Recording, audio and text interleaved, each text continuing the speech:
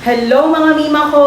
Welcome na naman po dito sa aking YouTube channel. At ngayon sa vlog na ito mga mi ay magluluto na naman ako ng ulam para sa mga nahihirapang mabuntis. Ano nga ba ang lulutuin ko ngayon mga mi? Ito po ay ang gisadong saluyot, dahon ng sile, na may sahog na diles. Ayan. So abangan nyo yan mga mi. Ayan mga miso, napakamura, matipid. Kahit nasa bakuran nyo lang, pwede kayong magtanim ng mga ganito. At higit sa lahat, nutritious pa yung ulam natin ngayon mga mi. 'Di ba? Sobrang dali lang yan. Sobrang daling lutuin. At alam nyo ba mga mi, na ang dahon ng saluyot at dahon ng sili ay mayaman yan sa folic acid. Kaya naman, kapag araw-araw, ganito yung ulam nyo, mabilis talaga kayong mabubuntis.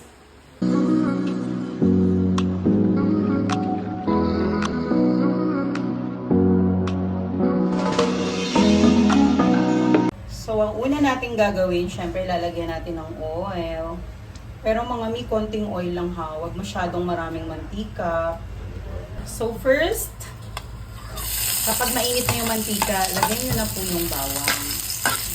Gusto na natin. Golden brown na itong bawang mga mi. Pwede na natin ilagay ang sibuyas.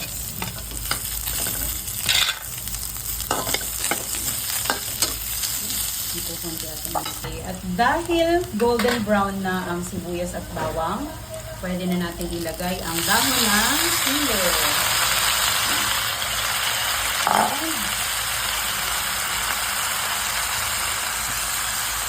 Sabay na rin natin mga ang dahon ng saluyot.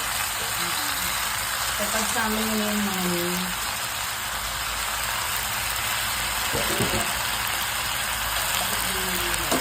and igisa natin.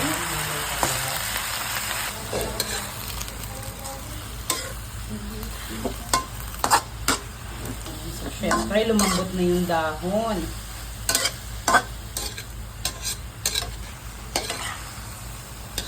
Malambot na yung dahon mga mi, pwede na natin ilagay ang diles. Pwede na natin ilagay ang diles. At asin.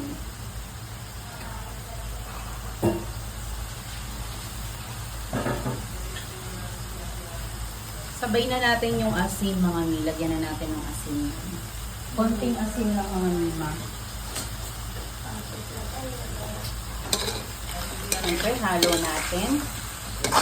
Para sabay-sabay na pong nakagisa yan. Siyempre, dahil halo na natin yung mga mi, pwede na natin lagyan ng tubig. Lagyan natin ng tubig.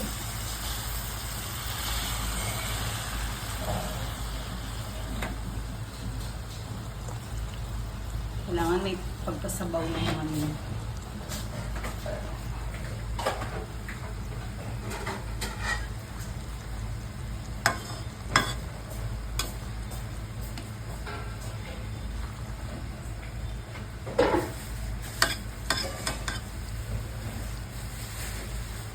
So, halo muna natin mga mi. Yan. So, dapat medyo may sabaw-sabaw konti para hindi nakakaumay at hindi siya tuyong-tuyo. Dapat nung ulam natin medyo may sabaw. Nakakaumay kasi pag tuyo mga mi, kaya dapat medyo may sabaw. Yan. So, pakpanan na natin mga mi. Pakuluan muna natin siya hanggang lumambot yung dahon at yung diles. Okay. So, check natin mga mi kung kumukulo na ba ang ating gulay. Ayan. So, kumukulo na nga siya mga mi. So, lalasahan ko muna kung maalat na ba siya or masarap na ba siya. So, check natin yan. Inaan natin yung apoy para hindi masyadong malakas yung pagkulo. Kasi almost done na ito mga mi. So, let's check the taste.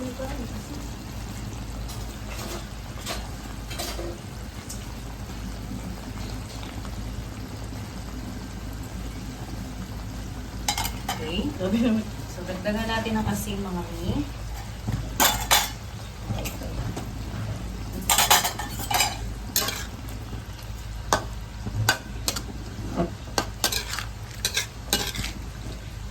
Kaya medyo matabang-tabang pa. So, dagdagan natin ang asin. And, lagyan natin ng paminta.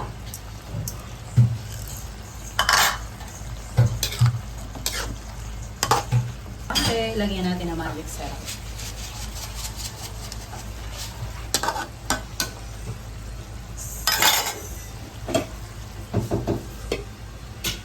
Takpan muna natin mga mi, isang kulo na lang. Okay, check natin mga mi. Wow! This is... Ayan na mga mi ang finished product. Wow! Ang healthy na, ang sarap pa. At ang dali lang lutuin mga mi. Baby dust to all!